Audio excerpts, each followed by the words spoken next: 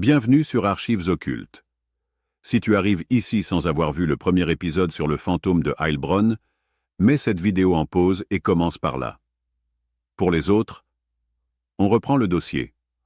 On l'a vu, tout part d'une simple trace ADN féminine sur une scène de cambriolage en Allemagne. Un détail au début.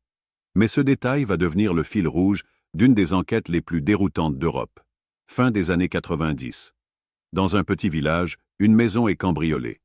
La police retrouve un mégot de cigarette avec cet ADN féminin. Quelques mois plus tard, à plusieurs centaines de kilomètres, autre cambriolage, autre scène, autre objet récupéré, même ADN. Les enquêteurs pensent d'abord à une simple voleuse itinérante. Mais très vite, le profil dégénère. L'ADN réapparaît sur des affaires totalement différentes. Un vol dans une caravane, un cambriolage dans un entrepôt, une agression avec arme blanche. À chaque fois, des lieux éloignés, des modes opératoires différents, des victimes sans rapport les unes avec les autres. Le seul point commun, cette empreinte génétique de femme, comme si elle se promenait de crime en crime, sans jamais se tromper de scène.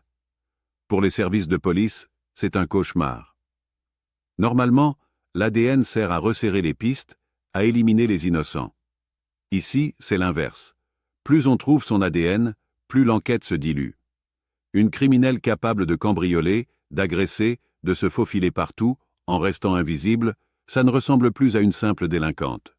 On commence à parler de « profil caméléon ». Les enquêteurs élargissent alors leur vision.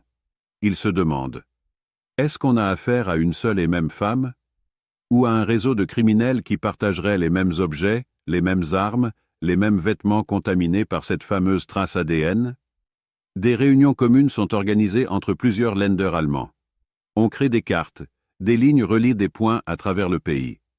Le fantôme semble partout, tout le temps. Et pourtant, malgré des dizaines de scènes de crimes, personne n'a une description physique fiable.